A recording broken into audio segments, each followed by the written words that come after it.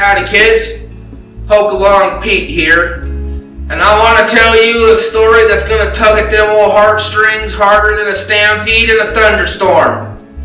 This story talks about one of Jesus' closest friends, one of the greatest disciples, a disciple who walked on water, a disciple who pulled out his sword and defended Jesus when he was being arrested. You probably guessed it. We're talking about Peter. So let me set the scene here. See, Jesus is having supper with all of the disciples. And he makes an announcement. He says, some of you are going to deny me. And Peter says, right in front of everybody, Jesus, all these people may deny you, but I won't. And Jesus looks at Peter and says, before the rooster crows, you'll deny me 3 times.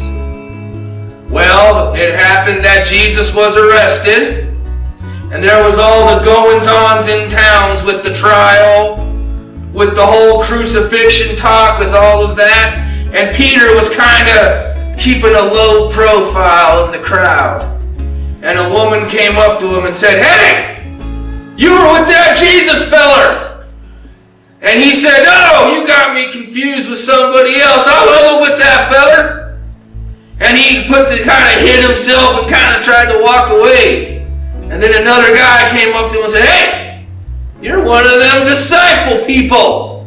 You were with Jesus. And this time, he even cursed. He said, no, I wasn't. I was not. You got me confused.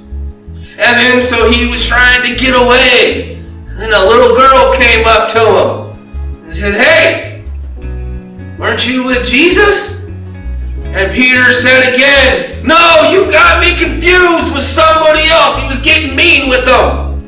And then as soon as he said that, he heard the rooster crow, cock-a-doodle-doo.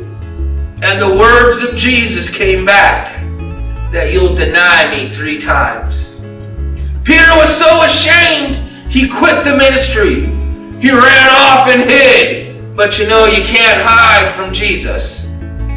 Jesus found him, not to punish him, but to restore him. And Jesus cooked him a nice fish supper. And he asked Peter 3 times, Peter, do you love me? And Peter said yes. He did that 3 times. And then Jesus told Peter, you are the rock on which I will build my church. And that's the story of the desperado Peter that Jesus forgave. And he can forgive you too.